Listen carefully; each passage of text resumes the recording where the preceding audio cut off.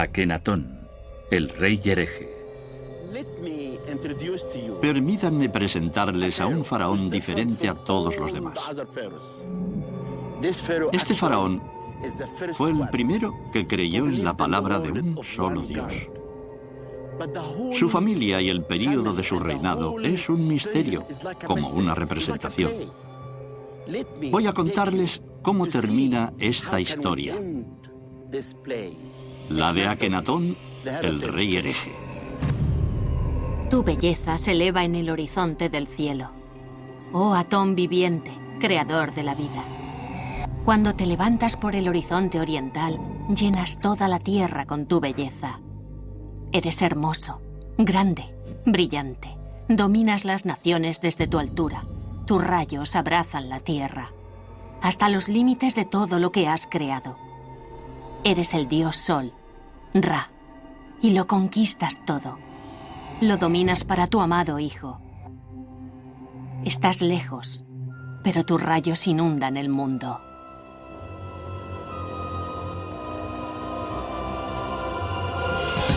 Atón, el disco del sol, el dios que durante cierto tiempo en la historia del antiguo Egipto sustituyó a Amón-Ra y a todos los otros dioses tradicionales. Akenatón, el sacerdote de Atón, la única persona a la que se permitía venerarlo, una de las figuras más polémicas de la historia egipcia. El faraón hereje que excomulgó al clero tebano y trasladó la capital al centro del país. El faraón que se casó con la mujer más hermosa de los tiempos antiguos, Nefertiti. Su vida y la de su familia, la dinastía perdida de Amarna, está envuelta en el misterio. A la muerte de Akenatón, su nombre fue eliminado de los monumentos, cartuchos y estatuas, y su ciudad desmantelada piedra a piedra. Su momia fue retirada de la tumba real y trasladada lejos de la nueva capital. ¿Pero a dónde? ¿Y por qué? Esta es una de las tumbas más misteriosas del Valle de los Reyes, la KV55, que significa que es la 55 del Valle de los Reyes. Es muy extraño que no se sepa nada de la historia de esta tumba, para quién fue construida y qué se ha encontrado en esta tumba. Es como una película de suspense. Habrán oído muchas cosas, pero no conocen la verdadera historia. Yo les contaré lo que ocurrió. Esta tumba no tiene ninguna inscripción. En la entrada hay 22 escalones. Y bajas a la cámara y no hay escenas, no hay inscripciones, como si hubieran sido eliminadas expresamente. Voy a contarles los motivos. Cuando Davis halló la tumba en 1907, encontró muchas cosas extrañas diseminadas por el lugar. Theodore Davis encontró paneles de madera dorada sobre el suelo de la tumba. Otras estaban apoyadas contra una pared. Una mostraba un retrato muy dañado de Akenatón adorando el disco del sol y llevaba grabado el nombre de la reina Ti. Y en un rincón, 4 vasos canopes que contenían los órganos de una momia. Todos esos objetos nos dicen algo sobre Amarna. Pero, ¿por qué estaban dispersos en esta zona? Entre ellos se encontró un ataúd muy importante, un ataúd muy bello, que se trasladó al Museo de El Cairo. Es un magnífico sarcófago decorado con miles de piezas de pan de oro y piedras semipreciosas. Un taraceado multicolor en forma de alas de pájaro que lo envuelve brindándole protección. La máscara funeraria fue retirada parcialmente y el nombre del faraón, que debería estar en el cartucho, totalmente borrado. Dentro de ese ataúd encontraron un esqueleto, un misterioso esqueleto. Algunas personas creen que ese esqueleto es el de la reina Ti. Pero después se ha estudiado y se ha descubierto que no es de una mujer, sino de un hombre. Y se pensó que podría ser de Akenatón.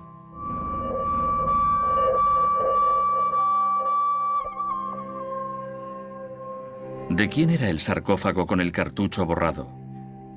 ¿Por qué está rodeada de tanto misterio la figura de Akenatón? ¿Y por qué trasladaron su momia de la tumba original? ¿Quién era realmente el rey hereje? Akenatón es una figura muy importante en la historia de la humanidad. No solo era un faraón egipcio, un rey. Era un profeta, era un filósofo. Cambió muchas cosas en sus tiempos. Por ejemplo, fue el primero, yo creo que el primero en la historia, y tal vez el único, que inició una revolución contra su propio régimen, su propio sistema.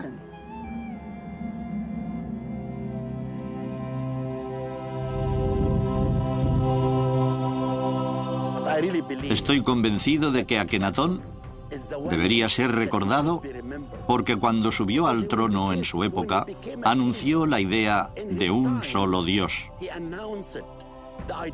En Egipto nunca se había adorado a un solo Dios, pero Akenatón lo dijo muy claro. El poder del sol, llamado Atón, es el único Dios.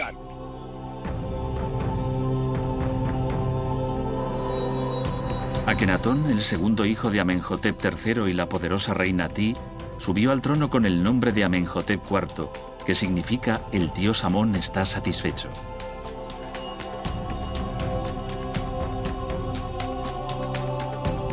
Amón-Ra, el dios sol tebano, era muy importante durante el Nuevo Reino, la época dorada del Antiguo Egipto, y particularmente durante la 18ª dinastía.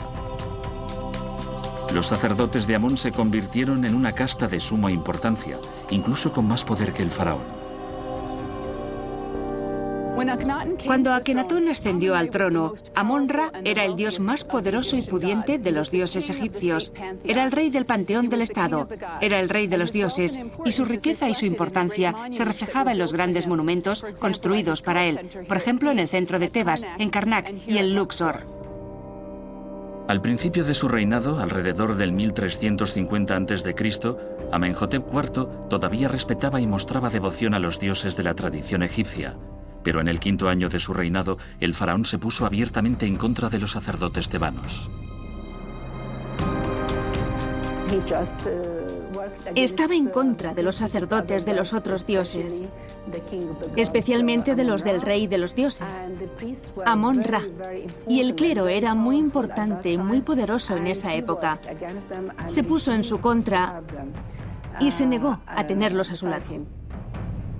Este fue el principio de su herejía.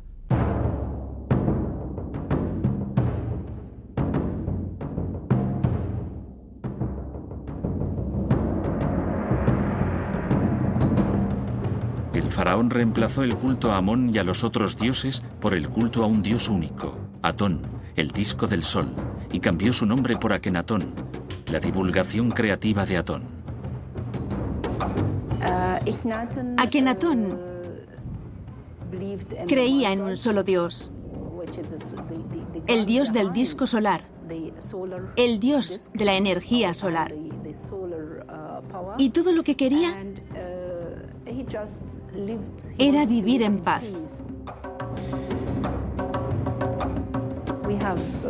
Tenemos maravillosos himnos de la época.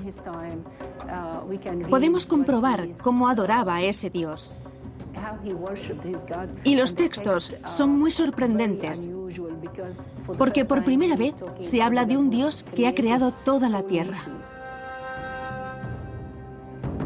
Oh Dios único, no hay otro igual a ti. Has creado el mundo según tus deseos, y lo has hecho solo. A todos los hombres, al ganado y a las bestias salvajes, todo lo que hay en la tierra y todo lo que hay en el cielo.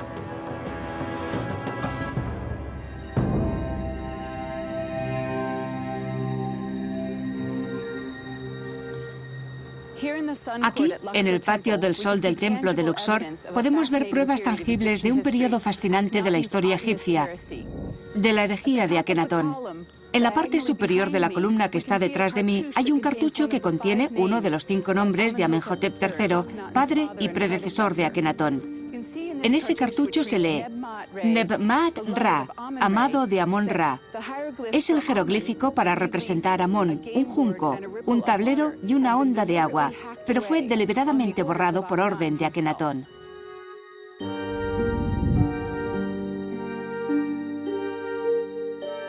Akenatón rechazó el sistema que había estado vigente durante cientos de años. Intentó eliminar el culto al dios Amón y con él a la casta de los sacerdotes tebanos. El rey hereje era el sumo sacerdote del nuevo dios, el disco del sol. Solo él tenía el privilegio de conocerlo y venerarlo. El amor que sentía por su dios no tenía límites, igual que por su esposa, la gran consorte real, Nefertiti, cuyo nombre significa «ha llegado la belleza». Oh adorable mujer de hermoso rostro, adornada con todas las gracias, dotada con todas las virtudes, cuya voz inspira alegría. Dama llena de gracia, plena de amor, cuyos sentimientos hacen feliz al Señor de las 2 tierras. Estaba casada con Akenatón, era su esposa favorita. Estaba a su lado. Le dio 6 hijas y se la ve en todas las escenas. Por primera vez pueden verla al lado de él. Recibe la vida de Atón. Atón se la da y luego la derrama sobre el pueblo. Nefertiti descendía de una importante familia de Akhmin, Alto Egipto. Existe casi la certeza de que era hija de Ay, jefe de las cuadras reales, que se convirtió en gran visir durante el reinado de Tutankamón y más tarde en soberano a la muerte del joven rey. Nefertiti tuvo una importante participación en la vida política, tanto como para ser representada junto a su esposo en las ceremonias oficiales e incluso en los asuntos militares. Nefertiti ocupaba la misma posición y en realidad era ella quien gobernaba. Akenatón estaba dedicado a su religión y Nefertiti se ocupaba del gobierno.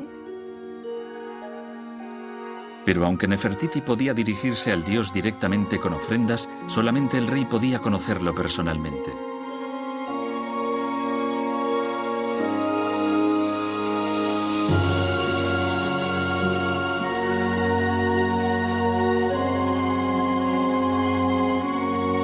Akenatón era un idealista, un visionario, hasta el punto de abandonar la ciudad de Tebas para fundar una nueva capital, un lugar totalmente dedicado al disco del sol. Su elección recayó en el lugar conocido hoy como Tel el Amarna.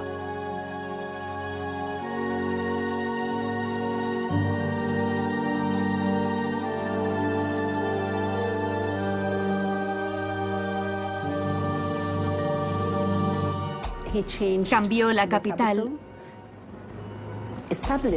y fundó la primera ciudad diseñada del mundo antiguo y escogió un lugar exactamente a medio camino entre Luxor, Tebas y Menfis, la antigua capital, la capital clásica de Tebas.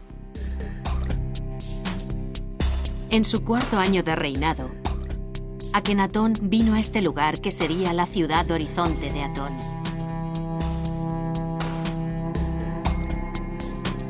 Todos los que llegaron besaron el suelo cuando Su Majestad declaró: Atón me ha ordenado que construya esta ciudad como un monumento eterno para su gloria.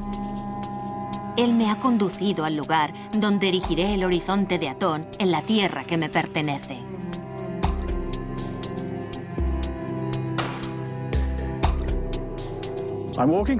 Estoy recorriendo las ruinas del Palacio Norte, que forma parte de la ciudad de Akenatón. Usamos la palabra ciudad, pero no es así como la llamaba Akenatón. Aquí estaba la ciudad de Akenatón, en un terreno cuidadosamente escogido, que Akenatón llamó el horizonte del disco. ¿Por qué construir una ciudad en lugar tan remoto? ¿Por qué escogió el faraón esta llanura desierta?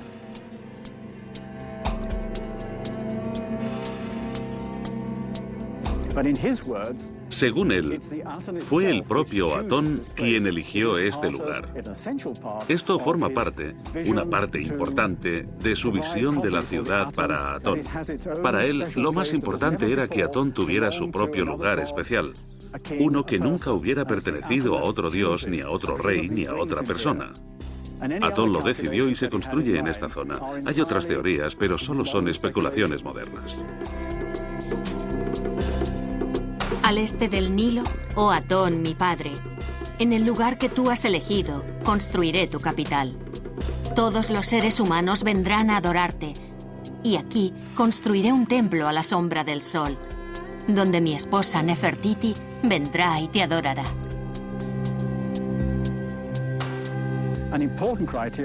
Una de las condiciones importantes es que el terreno no perteneciera a nadie, y eso significa que forzosamente debía ser un lugar en el desierto. Se sintió atraído por el lado oriental del Valle del Nilo, por donde amanecía, y también influenciado por la topografía, por los bien delimitados valles de la zona este, por donde sale el sol, y de ahí el jeroglífico para horizonte, que consta de dos colinas en el valle y el sol apareciendo entre ellas. Aquí en Amarna se daban esas condiciones. Era un terreno vacío y desierto donde no había vivido nunca nadie, porque está al este. La entrada al valle es muy adecuada, da al este. Y durante cierta época del año la iluminaba el sol al amanecer, a una hora determinada durante el equinoccio de primavera en aquel tiempo.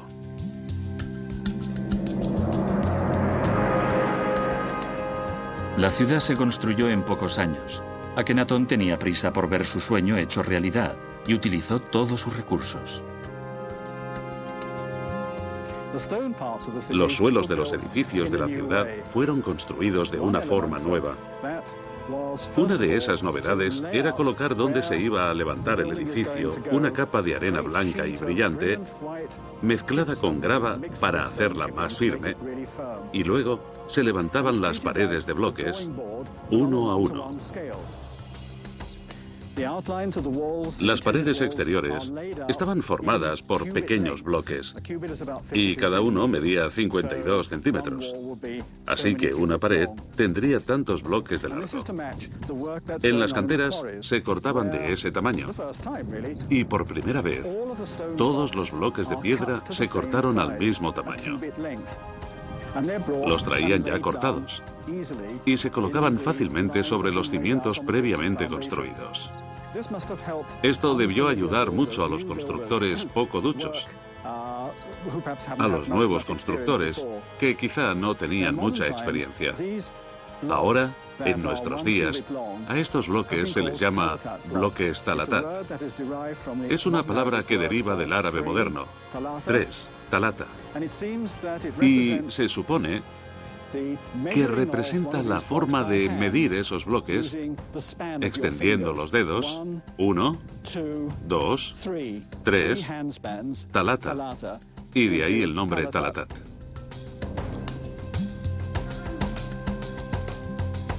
Esto hizo la construcción mucho más sencilla y más rápida. Los edificios se decoraban profusamente según el nuevo estilo artístico, innovador y único de Amarna.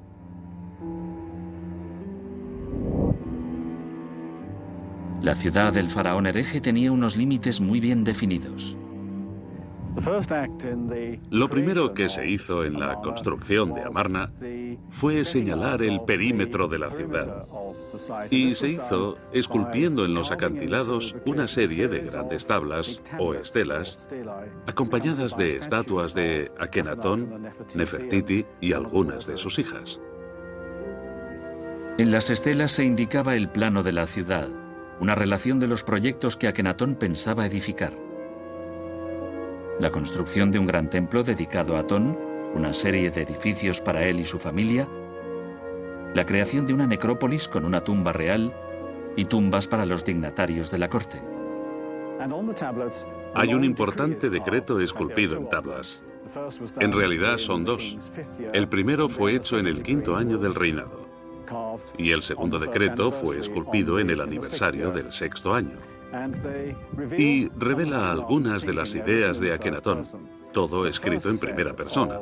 El primer juego de estelas nos dice que Atón escogió el lugar para sí y para Akenatón, y la importancia de que fuera un terreno que no hubiera sido utilizado nunca y que no hubiera pertenecido a nadie antes. El gran templo del Sol, dedicado a Atón, era el centro de la nueva capital.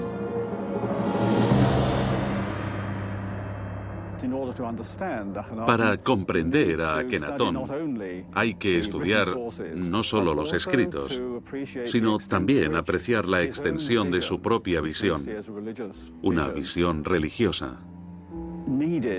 Necesitaba un territorio sagrado dedicado totalmente a Atón.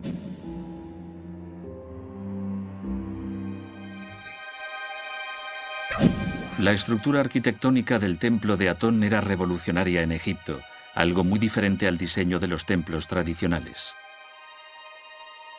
Se elevaba en el centro de un enorme solar rectangular de 800 por 275 metros. No estaba cubierto para que los rayos del sol penetraran triunfalmente. La parte central de la estructura sagrada, en donde se realizaban las ofrendas, estaba totalmente abierta y medía 212 por 32 metros. Un pasillo ceremonial dividía por el centro los dos grupos de altares de piedra del primer gran patio. Y había otros grupos de altares en los patios contiguos.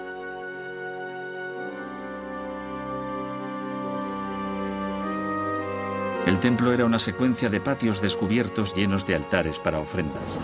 La monotonía del sagrado complejo la rompían los diferentes elementos básicos: pilares, mesas de ofrendas y columnas, algunos edificios, pequeñas zonas y altares de sacrificio. A diferencia del templo de Amón en Karnak, el gran templo no era un mundo separado e independiente, sino una parte esencial de una ciudad totalmente dedicada al disco del sol. Parece ser que la familia ocupaba 7 edificios que en conjunto formaban el palacio. En el centro de la ciudad, enfrente del templo de Atón, había un enorme edificio de piedra que actualmente llamamos el Gran Palacio. Es un lugar para ceremonias, es un lugar oficial. Además, hay otros 3 palacios construidos con ladrillos, además de los 7 edificios que componen el palacio. En las afueras, en el desierto, rodeados por una muralla, había otras residencias, con jardines, pequeños santuarios, pabellones y otras dependencias. Eran lugares de retiro, de descanso, privados, donde podían disfrutar de una zona verde, sin olvidar el culto a Atón. Residencias magníficas, jardines lujosos, suntuosamente decorados, edificios para los momentos de ocio y descanso, una ciudad construida por Akenatón muy adelantado a su tiempo. La primera capital diseñada del mundo antiguo. Una pequeña isla feliz destinada, sin embargo, como todas las utopías, a una corta vida y a un trágico final.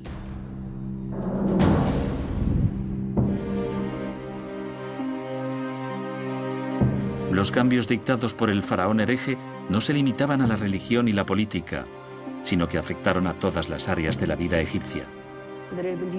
La revolución no se limitaba a la religión.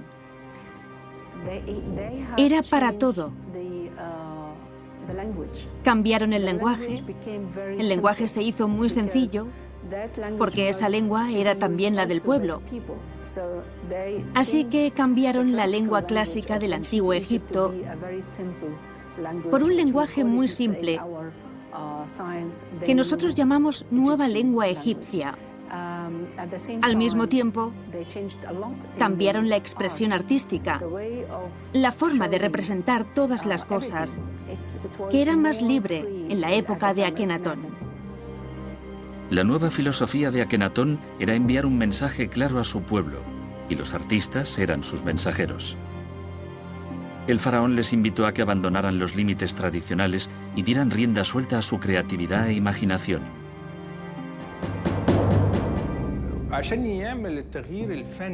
También cambiaron los objetivos artísticos. Se dio gran importancia a las características humanas y los sentimientos, y las proporciones y los cánones artísticos dejaron de ser los del pasado. Akenatón dio a los escultores de la corte, Bek y Tutmosis, la responsabilidad de cambiar las proporciones y las formas artísticas. Tutmosis montó un taller en la zona de Tel El Amarna, donde se han encontrado moldes de cabeza en yeso,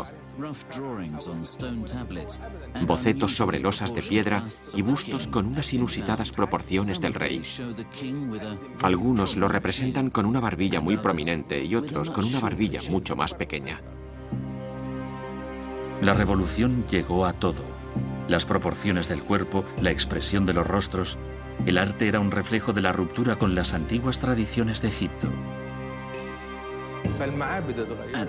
En ese momento, también vemos un cambio en los templos, en los frescos y en el arte en general.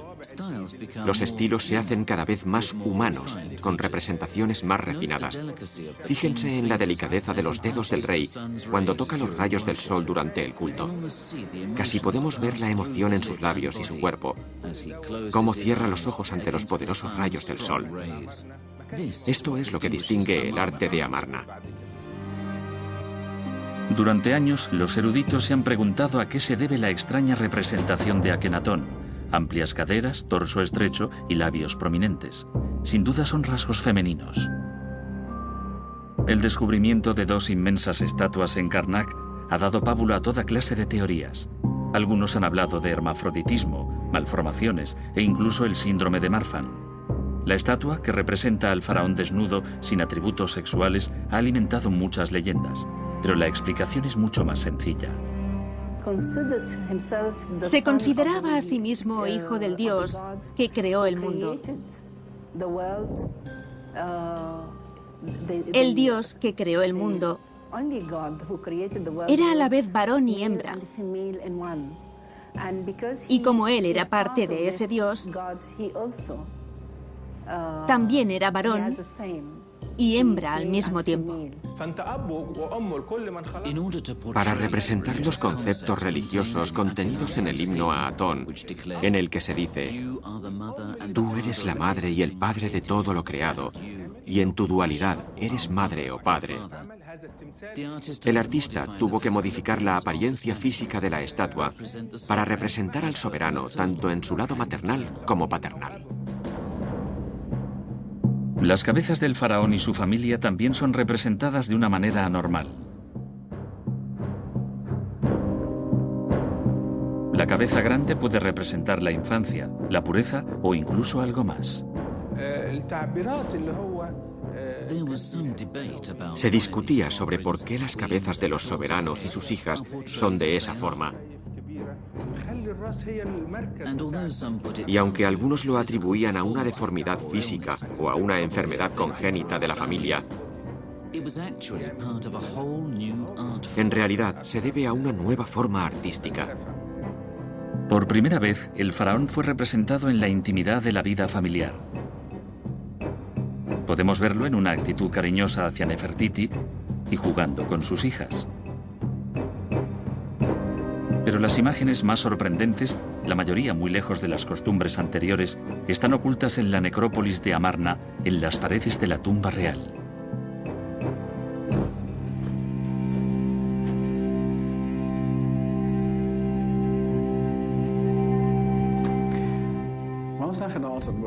Cuando Akenatón estaba en Amarna, murió su segunda hija, Meketatón, y fue enterrada en esta pequeña cámara, que es un anexo a la tumba real principal.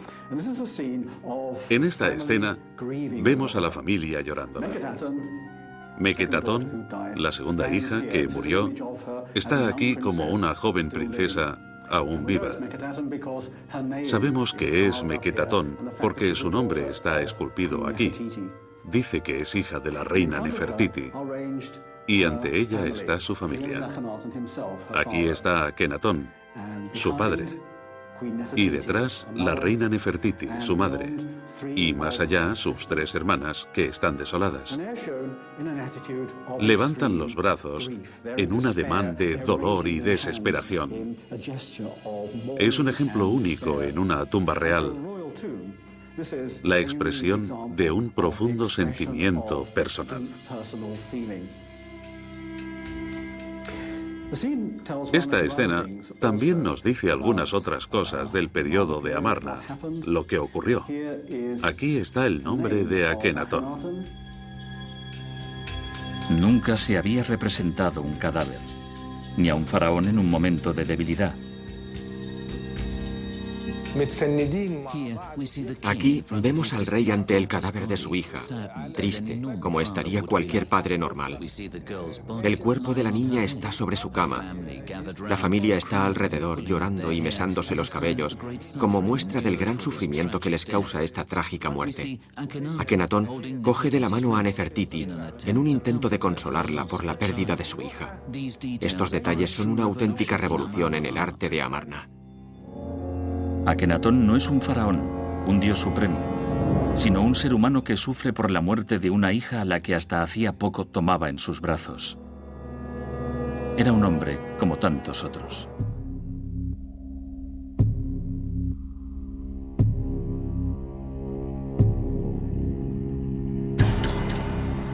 Esta imagen representa en piedra una escena de la vida cotidiana, como otras sobre las paredes de las tumbas de la necrópolis de Akenatón. Las tumbas de la ciudad del faraón hereje son significativamente innovadoras comparadas con las del Valle de los Reyes, donde fueron enterrados otros faraones del Nuevo Reino.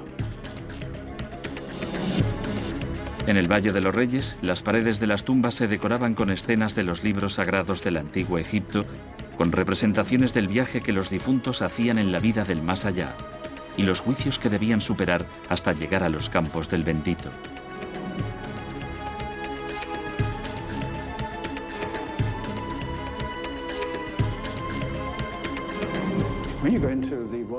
Cuando entras en la tumba real de Amarna ves que no hay nada dentro, lo único que hay son imágenes. Esta es la cámara mortuoria de Akenatón. Forma parte de la tumba de Akenatón y todo lo que hay aquí son imágenes de la luz del sol. Es un universo de día que Akenatón habitará después de su muerte y en las paredes no hay nada más que imágenes de Atón, del rey y la reina. Los egipcios situaron el reino de los muertos al oeste, donde el sol se pone. Por eso, la inmensa necrópolis del Valle de los Reyes está en la orilla occidental del Nilo. Sin embargo, las tumbas de Amarna eran excavadas en las montañas del este de la ciudad. El tamaño de la tumba real, diseñada para dar sepultura a Akenatón y su familia, es excepcional. Los corredores y las salas casi doblan el tamaño de las tumbas tebanas. Y la cámara del sarcófago es enorme. 10,30 por 10,40 metros, con una altura de más de 3 metros. La construcción de esta tumba fue dirigida por el propio Akenatón. Estoy en la cámara funeraria sobre una tarima de madera que se colocó hace 3 años para comodidad de los visitantes. Si retirásemos la tarima, descubriríamos que debajo hay un suelo de piedra desigual. Pero a unos centímetros del suelo se levanta una base rectangular plana. Y esa es la base para un gran sarcófago. ¿Qué creemos debía de ser el sarcófago de Akenatón? Cuando los arqueólogos limpiaron la tumba, encontraron un gran número de fragmentos de un sarcófago de granito rojo que se llevaron al Museo del Cairo para reconstruirlo. Y ahora, el sarcófago de Akenatón está en los sótanos del Museo Egipcio de El Cairo. El sarcófago presenta algunas diferencias notables con respecto a los sarcófagos de los reyes de ese periodo. Normalmente, cada esquina estaba protegida por una diosa en especial, mientras que el sarcófago de Akenatón está protegido por 4 figuras de Nefertiti con los brazos abiertos en un abrazo que protege el sarcófago.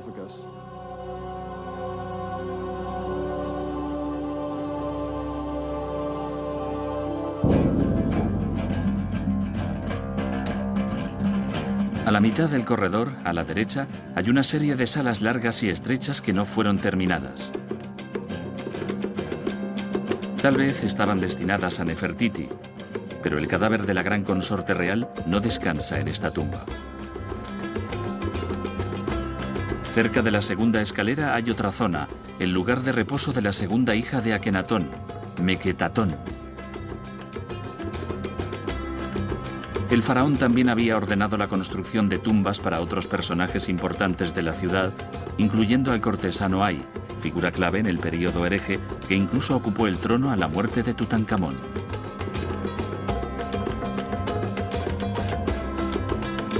Otros dignatarios, como el visir, continuaban viviendo en Memphis, que seguía siendo un importante centro administrativo, y eran enterrados en Saqqara.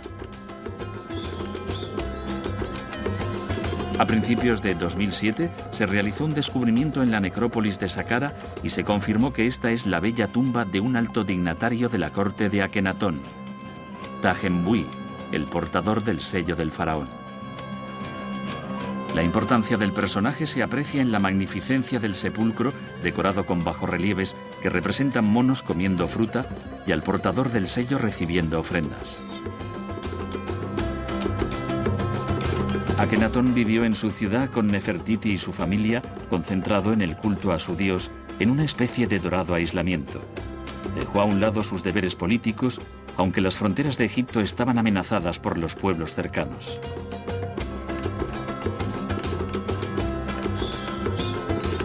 Conocemos las relaciones entre Egipto y sus vecinos gracias a un excepcional descubrimiento que tuvo lugar hacia finales del siglo XIX, las llamadas Cartas de Amarna.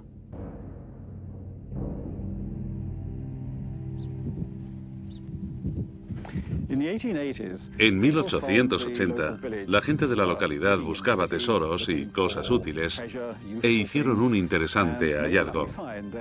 Encontraron una colección de tablillas de arcilla enterradas bajo el suelo que fueron vendidas como antigüedades. Los expertos averiguaron que eran tablillas con textos en escritura cuneiforme, unos documentos oficiales que se solían escribir en los caracteres de la lengua acadia. Estas tablillas de arcilla eran utilizadas comúnmente en ese tiempo para la correspondencia diplomática. Son de gran valor histórico, porque a diferencia de los textos hallados en las tumbas egipcias o los templos, dan una imagen real de la civilización egipcia de la época.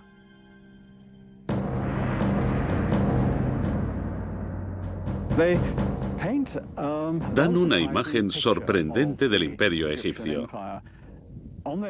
A los egipcios les gustaba presentarse oficialmente como vencedores, como una gran potencia militar que aplastaba a los países extranjeros, fueran quienes fueran. Pero en esa correspondencia es evidente que Egipto era un jugador más en un juego político muy complicado, y no eran tan poderosos. Es evidente que el imperio egipcio no era tan fuerte y que en aquellos tiempos el principal estado detrás de las fronteras del imperio egipcio era el reino de Iti, el reino hitita.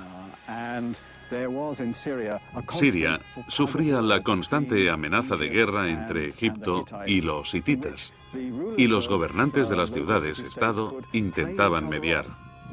Otra característica que se adivina por otras cartas es la extensión de las amenazas locales. Cada uno de esos pequeños estados-ciudades, aunque leales a Egipto y ante la presencia de un representante egipcio, intentaban llevarse bien con sus vecinos, pero en algunas ocasiones intrigaban con el principal enemigo de los egipcios, los hititas.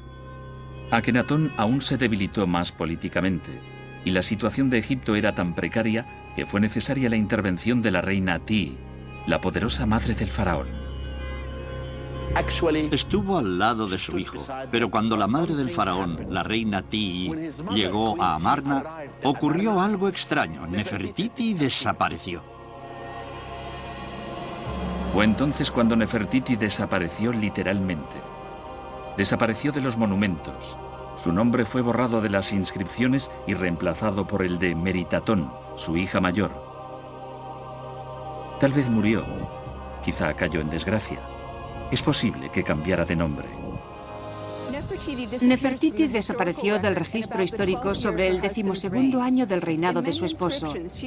En muchas inscripciones se la llama Nefertiti Neferneferu Atón, y en la época que ella desaparece aparece un nuevo rey llamado Angeperure Neferneferu Atón, al lado de Akenatón en el trono egipcio. Probablemente Akenatón ya no era capaz de gobernar solo, y de repente, como salido de la nada, apareció el cogobernante, Angeperure. Hay pruebas evidentes de que este nuevo rey era una mujer, y muchos historiadores creen que no era otro que la propia Nefertiti. Las excavaciones realizadas desde hace mucho tiempo en Amarna han demostrado que hay 3 nombres reales grabados en varios lugares. Uno, por supuesto, es el de Akenatón, y los otros no son conocidos. Son Angeperure y Nekhkeperure, que es el otro nombre de Tutankamón. Creo que las personas que vivieron aquí después de la muerte de Akenatón asistieron a 2 coronaciones, una la del rey Angeperure y la segunda de Tutankamón.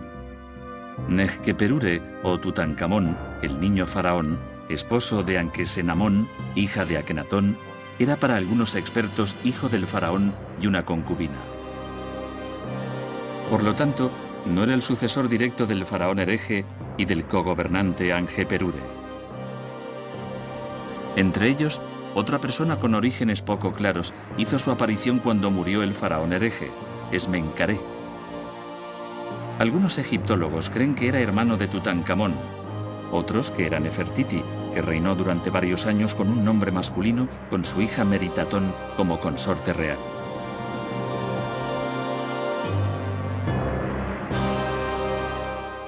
¿Qué pasó con Nefertiti cuando murió como reina o como faraón dirigente?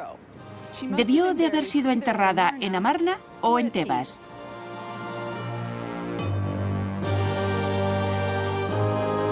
La mujer más hermosa de la antigüedad no descansa en la tumba real de Amarna. Probablemente su cuerpo fue trasladado, tal vez a la necrópolis tebana. Hay 2 momias femeninas anónimas encontradas en la tumba de Amenhotep II, al mismo tiempo que varios faraones del Nuevo Reino, y posiblemente alguna de esas momias es la de Nefertiti. Lo más probable es que sea la llamada Dama Mayor, que a su muerte debía de tener alrededor de 40 o 45 años, y lleva algunos atributos de reina. También se la ha identificado y se cree con bastante seguridad que podría ser Tigi, la madre de Nefertiti. Unos exámenes recientes han descubierto que la dama más joven murió a una edad demasiado temprana para ser Nefertiti. Con la muerte de Nefertiti y Akenatón, la espléndida ciudad de Atón fue abandonada y el período de la herejía de Amarna borrado de la historia. El culto al dios Amón fue restituido y los sacerdotes tebanos volvieron al poder. El nombre del faraón hereje fue borrado de monumentos e inscripciones en un intento de eliminar cualquier rastro de él. El cadáver del faraón, enterrado en la tumba real, fue trasladado de su lugar de descanso eterno. Algunos eruditos creen que el propio Tutankamón ordenó llevarlo secretamente al Valle de los Reyes. En el Valle de los Reyes hay una tumba con el número 55, la KV55, la tumba que fue descubierta por primera vez en el siglo XVII y parece que está vinculada a Amarna, al periodo de Amarna. Dentro había varios artículos usados en los entierros de personas diferentes y un ataúd de madera decorado con trozos de cristal y tiras de oro que contenía los restos de una momia reducida a un esqueleto.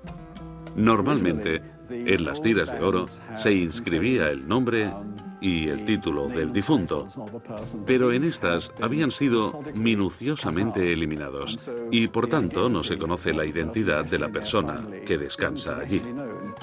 Ese esqueleto podría pertenecer a Akenatón. Es un misterio. Es algo que tenemos que desvelar. El misterio de esta tumba y todos esos objetos. Estoy personalmente interesado en conocer ese período de Amarna, y para eso podemos aplicar en la arqueología los medios científicos de que disponemos para averiguar quién es el propietario de esta tumba. Creemos que cuando murió Akenatón, algunas personas que le eran leales se llevaron de su tumba el ataúd y todos esos objetos antes de que la gente pudiera destruirlos, y los trajeron aquí.